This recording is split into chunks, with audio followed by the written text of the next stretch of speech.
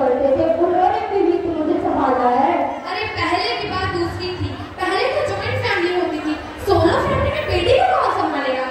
रोहित, आप इतने पढ़े लिखे होकर भी ऐसी बात करते, आजकल लड़का लड़की में फर्क ही क्या है?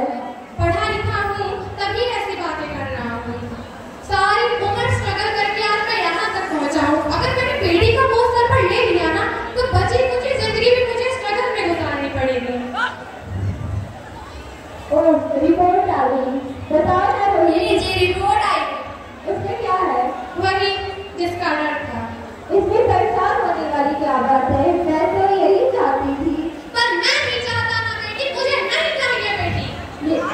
प्लीज रोहित, ऐसा मत करो, मैं पालूंगी, मैं दूसरी मेहनत करूंगी, प्लीज रोहित। एक बात बोला ना, नहीं चाहिए बेटी तो नहीं चाहिए। चूज वन, बेटी या मैं। रोहित प्लीज मेरी बात तो सुनो। रोहित,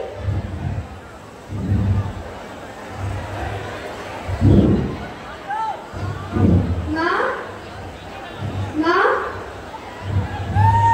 माँ, अरे मेरी बच्ची तो। माँ, अभी तो भगवान ने मेरे हाथों में किस्मत की लकीरें भी नहीं बनाई और आप लोगों ने मेरी तकदीर का फैसला सुना दिया। मुझे जी लेने दो माँ, अपनी कसम मैं आपको कभी तक नहीं करूँगी। जब खाना खाने के बाद आप सब मिठाई खा रहे होंगे तो मैं रसोई में जाकर सारे बर्तन धुल दूंगी। और माँ, मेरी स्कूल फीस की चिंता मत करना, मैं भैया की किताबों से अपने आप ही पढ़ लिख जाऊंगी। माँ, पापा से कहना कि वो मेरे दहेज की चिंता ना करें, मैं आप लोगों के साथ रहकर आपके बुढ़ापे का सहारा बनूंगी।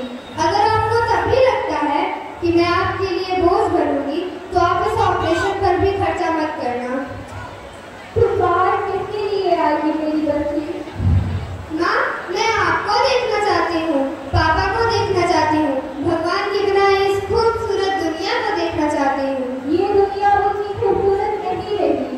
पर माँ, मुझे अंदर बहुत डर लग रहा है। बाहर तो और भी डरावना है।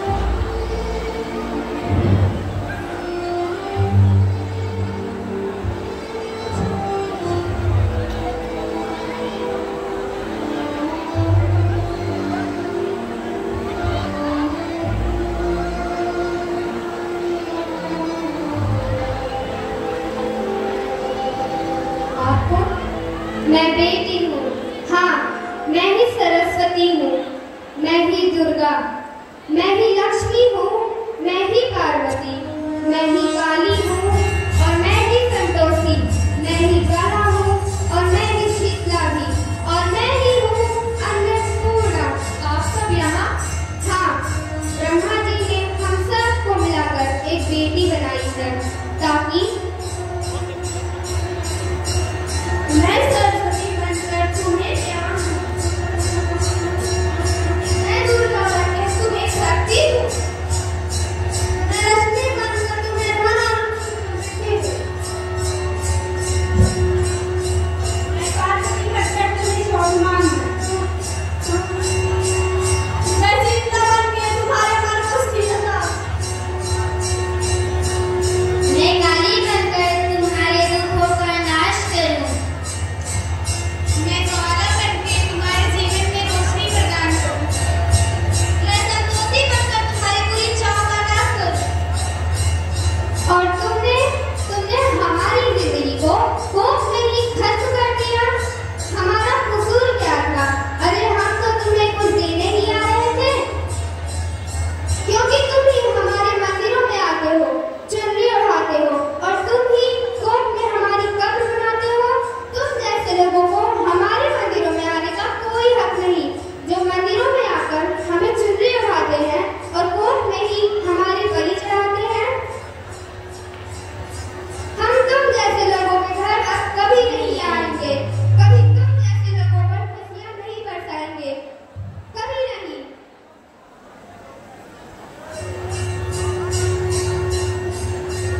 मैं आज तक के हालात देखकर डर गया था।